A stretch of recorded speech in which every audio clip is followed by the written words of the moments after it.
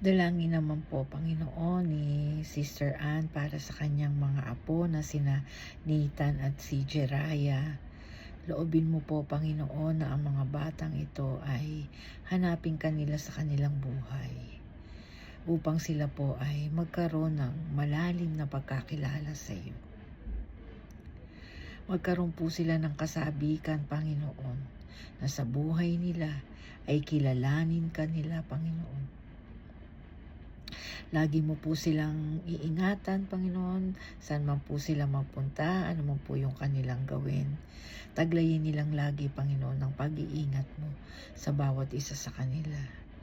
At dalangin din po namin, Panginoon, na tulungan mo po sila na makahanap ng mga magiging kasama nila sa buhay na mga mananampalataya. Huwag mo pong ipahintulot, Panginoon, na sila po ay magkaroon ng makakasama na hindi po mananampalataya. Sapagkat sinabi mo sa iyong mga salita na kami na iyong mga anak ay hindi dapat na nakikipamatok sa hindi mananampalataya. Salamat po, Panginoon.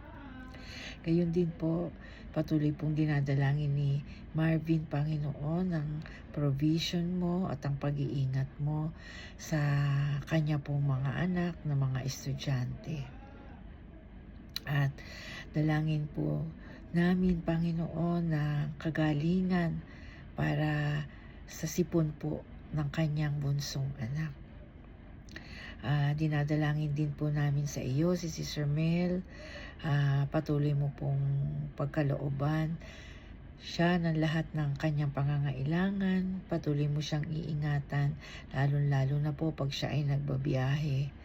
And we pray, Lord, for the salvation ng lahat ng mahal niya sa buhay. Ngayon din po tinataas namin sa iyo si Sister Maricel. Lord, kilala mo siya at alam mo, Panginoon, ang kalalagayan niya, ang sitwasyon, Panginoon, ng kanilang buhay. Dalangin namin, Panginoon, katagpuin mo, Panginoon, ang lahat ng kanila pong mga pangangailangan. Abutin mo po sila, Lord. At kung ano man po, Panginoon, yung hindi nila pinagkakaintindihan sa kanila pong pamilya, ayusin mo po, Panginoon. Ayusin mo ang relasyon nila sa kanila pong buong pamilya.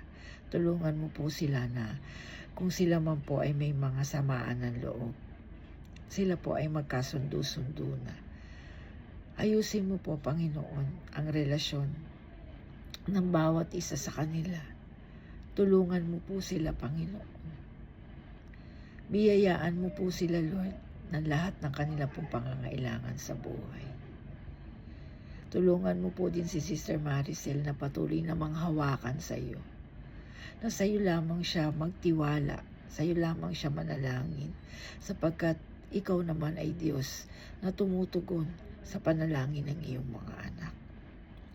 Gayon din po, Panginoon, tinataas ko po sa iyo ang financial provision mo para sa lahat ng pangangailangan ni Mark at ni Jazz.